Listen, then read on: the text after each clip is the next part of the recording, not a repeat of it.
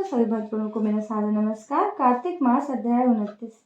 जय जय तुलसी मैया, जय जय श्री हरि। ऋषियों ने कहा, हे सूत जी, पीपल वृक्ष को शनिवार के दिन ही क्यों छूना चाहिए? इसे इतना पवित्र क्यों बताया गया है?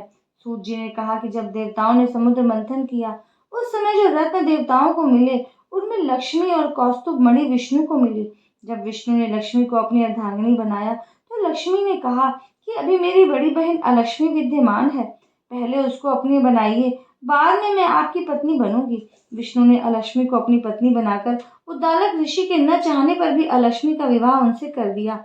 अलक्ष्मी का स्थूल मुख, लंबे दांत, दुर्बल शरीर था। उद्दालक ऋषि विष्णु की प्रेरणा से उसे अंगीकार कर अपने आश्रम में ले गए। वहां आश्रम में यज्ञ की सुगंधी फैल रही थी।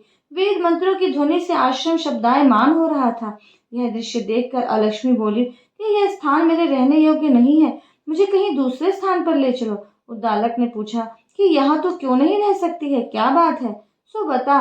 पत्नी ने कहा, जहाँ वेद मंत्रों का उच्चारण होता हो, जहाँ पर यज्ञ की पवित्र सुगंधी वायु व्यापक हो रही हो, जहाँ पर अतिथि सत्कार होता हो, वे स्थान मेरे रहने योग्य नहीं है। जहाँ पर प्रेम का वातावरण हो, जहाँ पर देव और पितरों को स्वाहा और स्वधा द्वारा तृप्त किया जाता हो, जिस घर में कुशल धर्मात्मा लोग, गुरुजनों तथा संत महात्माओं और ऋषि मुनियों का अतिथि सत्कार होता है, उस घर में मैं नहीं रह सकती हूँ। मेरा निवास उस घर में होता है जहाँ पर प्रतिदिन झगड़ा होता हो, अतिथियों का सत्कार न होता हो, संत साधु महात्माओं का अनादर जहाँ होता हो, कठोर शब्द परस्पर बोलते हो, जहाँ पर पशु हिंसा होती हो, जहाँ मांस मदिरा का सेवन किया जाता हो, यह स्थान मेरे रहने योग्य होता है।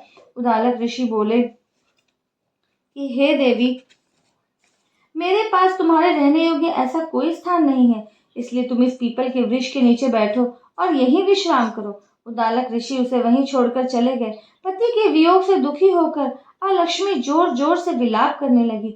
उसके करुण क्रंदन को सुनकर लक्ष्मी ने विष्णु भगवान से प्रार्थना की कि हे प्राणनाथ, मेरी बड़ी बहन अपने पति के वियोग से दुखी होकर विलाप कर रही है। उसका दुख मुझसे देखा नहीं जा रहा है, कृपा करके आप उसको समझाइए और उसका उद्धार कीजिए। सूत जी ने कहा कि इस प्रकार लक्ष्मी जी के साथ विष्णु भगवान अलक्ष्मी के पास जाकर बोले, हे ज्येष्ठे, यह पीपल का वृक्ष भी मेरे अंश से उत्पन्न हुआ है, इसलिए तू सदा इसके नीचे ही निवास कर। तेरी सदा यहाँ पर पूजा हुआ करेगी। जो तुम्हें भेंट चढ़ाएगा तथा पुष्प दीप नैवेद्य से पूजन करेगा, उस पर लक्ष्मी सदा प्रसन्न रहेंगी। इस प्रकार मैंने कृष्ण और सत्यभामा, नारद और पृथु का संवाद कहा। जो कुछ तुम्हें और भी पूछना हो सो पूछो।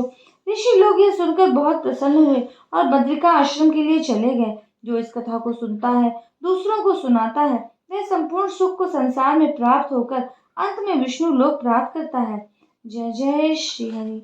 श्रीमन नारायण नारायण हरि हरि, भजमन नारायण नारायण हरि हरि। हरि ओम नमो नारायणाय, ओम नमो नारायणाय, हरि ओम नमो नारायणाय। राधे राधे भक्तों, आशा करती हूँ कि आप इस वीडियो से लाभ प्राप्त करेंगे। और अधिक लाभ प्राप्त करने के लिए मेरे चैनल को सब्सक्राइब करें, बेल आइकन को प्रेस करें, वीडियो को अधिक से अधिक शेयर करें। अगला वीडियो आने तक के लिए नमस्कार, राधे राधे।